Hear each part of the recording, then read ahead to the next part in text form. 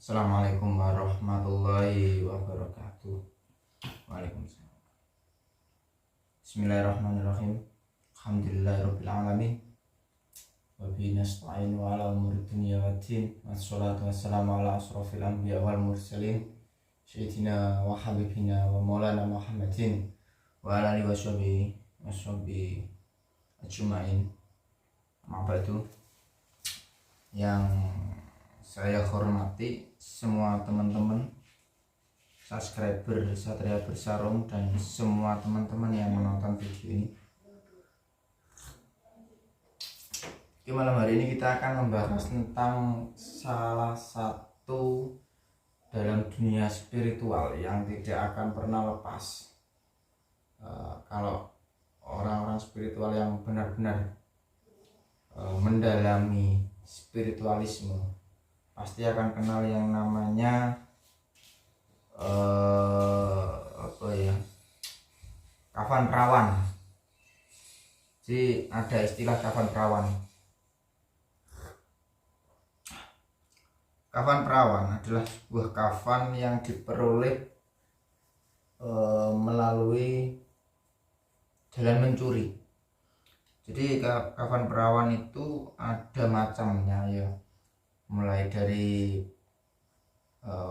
hari meninggalnya, kemudian hari, kalau meninggal biasanya penguburan ya, nggak jauh-jauh dari penguburan, tapi biasanya yang dipakai untuk kafan perawan itu adalah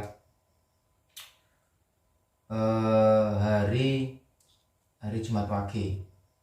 Jadi meninggal pada hari Jumat Wage dan keadaannya masih perawan, itu biasanya dijaga. Jadi dijaga oleh keluarga. Dia ada keluarga yang menjaga biasanya, karena emang biasanya oleh ahli spiritual itu dipakai untuk hal-hal yang salah satunya adalah kejayaan. Dan ini ada sedikit cerita dari teman-teman ahli spiritual ya. Ahli spiritual ini sudah mumpuni di bidangnya. Salah seorang ahli spiritual ini adalah tim spiritual bupati. Bupati dulu, bukan bupati yang sekarang. Bupati dulu itu punya tim spiritual. Tim spiritual, saya tidak bisa menyebutkan siapa bupatinya, bupati mana. Yang pasti dia tim spiritual bupati. Dia tahu ada perawan meninggal kecelakaan. Jadi kafan perawan itu ketika yang meninggal itu yang paling kuat energinya adalah meninggal kecelakaan, bukan karena sakit. Energinya yang paling kuat. Jadi kejadiannya dia tahu ada wanita meninggal dan keadaannya masih perawan ya, itu. Kemudian malam harinya itu digali, teman-teman. Jadi makam kuburan si perawan tadi itu digali. Dan ya ketika gali, jadi ada syarat-syarat tertentu. Mulai dari galinya nggak boleh pakai itu cangkul. Ada yang memperbolehkan, ada yang enggak. Sebagian tidak memperbolehkan. Kemudian ngambilnya pun nggak boleh pakai tangan, teman-teman. Nggak boleh pakai tangan. Dan harus pakai mulut.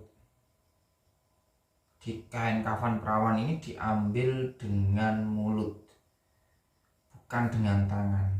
Dia pas ngambil, dia dicekek sama si mayat tadi. Kalau ada orang mengatakan sudah meninggal kok baik masih bisa nyekek, nyatanya iya, dia seorang ahli spiritual pun dia dicekek sama mayat tadi, perawan tadi. Dan kalau nggak salah kafan perawan ini diambil dari bagian ya bisa dikatakan rada dalam dari mayat tadi. Jadi kalau laki-laki kan tiga lapis. Kalau yang perempuan ada 5. Mungkin ini di bagian yang ketiga yang diambil, karena dari kesaksian teman-teman saya itu masih ada bercak darahnya, dan semuanya ya, setelah ngambil semuanya diteror oleh hantunya tadi, atau khodam dari orang tadi. Bisa dikatakan orangnya sendiri yang datang, diteror semuanya, dan semua yang bawa itu diteror. Dan sekarang untuk kafan perawannya itu ada di sebuah waduk, ditaruh di waduk di sebuah desa. Ini nyata. Kalau kemarin saya ditawari, bro mau kafan perawan, enggak, karena emang energinya itu negatifnya yang banyak. Cuma kalau digunakan untuk spiritualis ini atau kanuragan, kedikdayaan, rata-rata sakti semua pakai kafan perawan. Tapi untuk kain kafan perawan yang kecelakaan ini beda, karena diteror, dan semuanya diteror.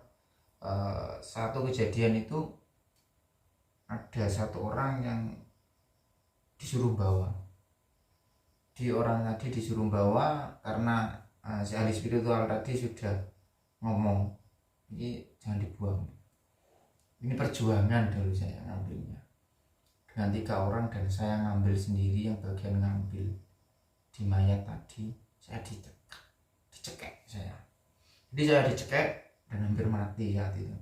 Perjuangan, benar-benar perjuangan. Jadi tolong jangan dibuang. Orangnya ngomong gitu, ahli spiritual ngomong gitu. Kemudian biasanya gini, pas melakukan bukan melakukan, tapi lebih tepatnya ketika teror terjadi itu kebanyakan setelah maghrib, langsung nyata di depan orangnya, teman-teman. Langsung nyata di depan orang yang bawa kafan tersebut. Padahal dulu itu udah diganti oleh orang yang ngambil tadi untuk dipakai untuk sebagai gantinya tadi, barterannya. Ternyata si mayat tadi tidak terima, dan siapapun yang bawa itu diteror. Dan orang yang punya keluarga pun, yang sudah berkeluarga, itu cekcok ketika ada kain kafan perawan tadi masuk ke rumah tadi, dan semuanya diteror. Tapi emang kembali lagi, kalau emang digunakan untuk kedikdayaan, jangan tanya lagi, sakti, sangat sakti kayak gitu.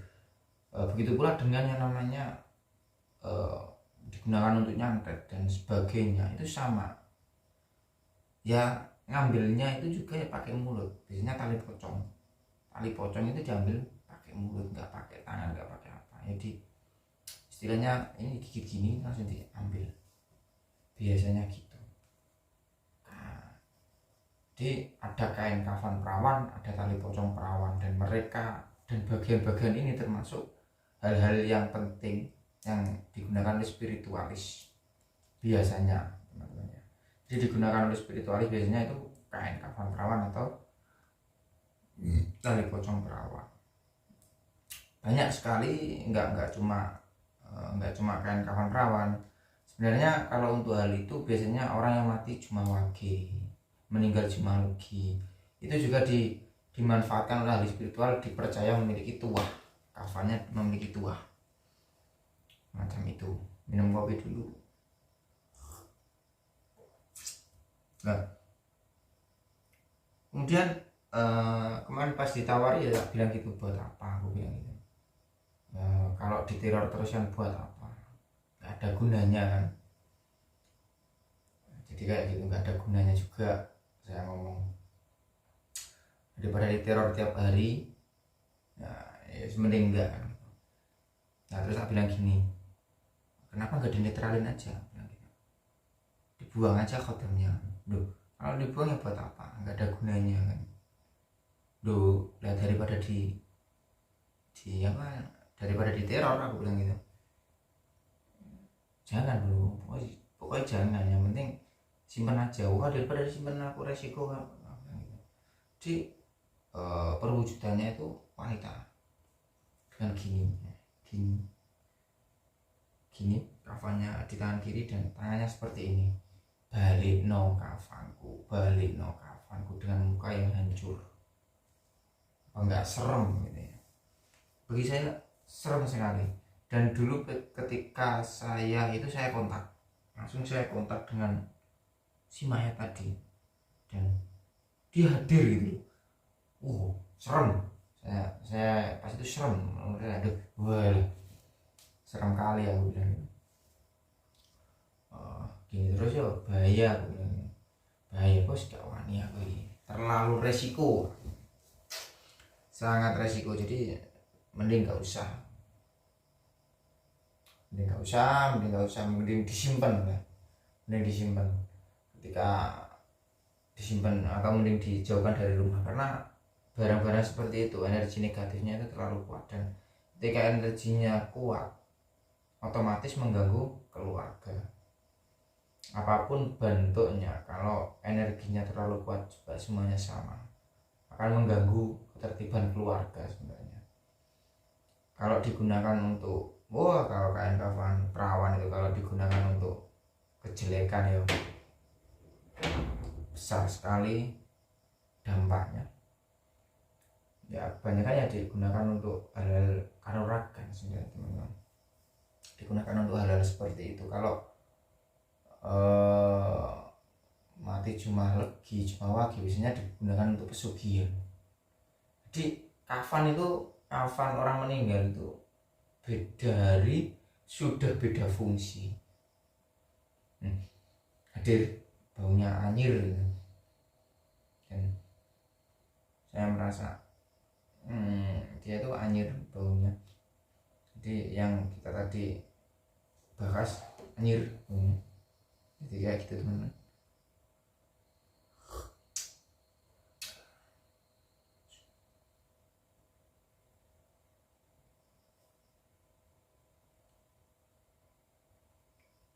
Jadi seperti itu ya, teman-teman. Kalau ada kalau tiap hari yang berbeda maka fungsinya berbeda. Kalau harinya ini fungsinya ini. Tapi saya nggak mau menunjukkan secara lengkap karena takutnya nanti ketika rahasia ini dibuka, nanti saya disalahkan oleh beberapa orang. Takutnya seperti itu, karena memang beda orang beda persepsi, tapi kebanyakan itu tanah kuburan atau hal-hal semacam itu digunakan untuk biasanya hal-hal negatif.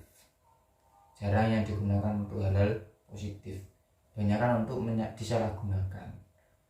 Termasuk kain kafan perawan, termasuk orang yang meninggal cuma wagi, cuma legi, itu biasanya seperti itu. Bahkan ada persepsi seperti ini, orang yang meninggal kecelakaan dan ketika darahnya dikasih jeruk nangis, sukmanya tadi nangis, teman-teman. Sukma seseorang tadi nangis, dan orang yang kecelakaan biasanya di samping tempat kecelakaan tadi nangis, benar-benar nangis.